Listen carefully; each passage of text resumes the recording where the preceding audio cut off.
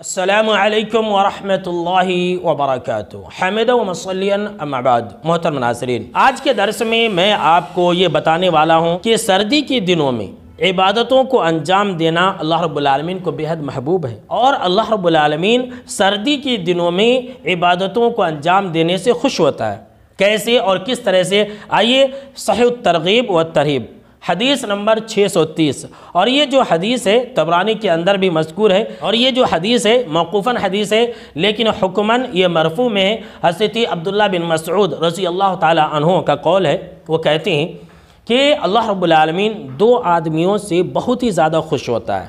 پہلا وہ انسان جو سخت ٹھنڈی والی راتوں کے اندر اپنی بچھاون سے اٹھ جاتا ہے، اپنے بستر سے الگ ہو جاتا ہے، اپنے لحاف سے الگ ہو جاتا ہے، اپنے نرم اور گرم اور گداز بستروں سے الگ تھلگ ہو جاتا ہے، وضو کرتا ہے اور کھڑا ہو جاتا ہے اور اللہ رب العالمین کی عبادت اور بندگی کے اندر مصروف ہو جاتا ہے۔ اللہ اکبر۔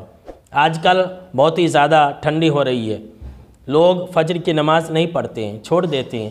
بڑے ہی نادان ہیں وہ لوگ جو نمازوں کو ٹھنڈی کا بہانہ بنا کر کے چھوڑ دیتے ہیں۔ محترم ناظرین، اگر آپ میری ویڈیو کو دیکھ رہے ہیں تو یہ حدیث سننے کے بعد آپ نمازوں کو نہ چھوڑیں، آپ عشاء کی نماز کو نہ چھوڑیں، آپ فجر کی نماز کو نہ چھوڑیں، کبھی بھی نہ چھوڑیں، اور بالخصوص ٹھنڈ کے دنوں میں تو کسی بھی حال میں نہ چھوڑیں۔ کیا کہا عبداللہ بن مسعود رضی اللہ تعالیٰ عنہ نے کہ اللہ رب العالمین خوش ہوتا ہے جو انسان اپنے لحاف سے نکل جاتا ہے، اپنی رضائی سے نکل جاتا ہے، اپنے بستر کو چھوڑ دیتا ہے اور کھڑا ہو کر کے اللہ رب العالمین کی عبادت کرنے لگ جاتا ہے، فجر کی نماز پڑھنے لگ جاتا ہے۔ تو اللہ رب العالمین خوش ہو کر کے فرشتوں سے پوچھتا ہے کہ اے میرے فرشتوں، یہ بتلاؤ کہ ایسا کرنے پر اس بندے کو کس چیز نے ابھارا، ایسا یہ بندہ کیوں کر رہا ہے؟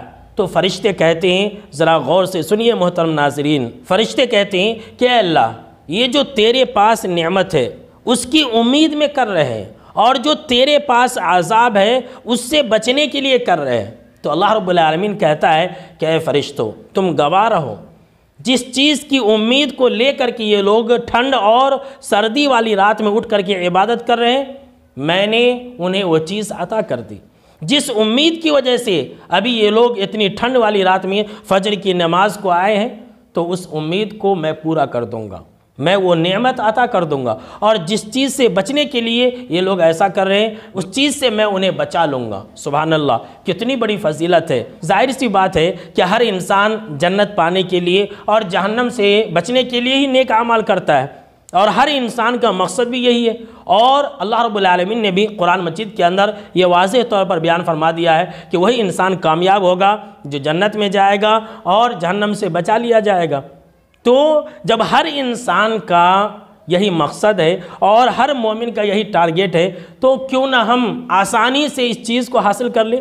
کیوں؟ اس لیے کہ اللہ رب العالمین ہمیں خود اپنی نعمت سے نواز رہا ہے، اللہ رب العالمین ہمیں خود اپنی عذاب سے ہمیں امن میں دے رہا ہے، لیکن اس کے لیے ہمیں نماز پڑھنی پڑے گی، اس کے لیے ہمیں تکلیفیں برداشت کرنی پڑے گی، اس کے لیے ہمیں اپنے لحاف کو اور اپنے نرم اور گداز بستروں کو چھوڑ کر کے مسجد جانا پڑے گا۔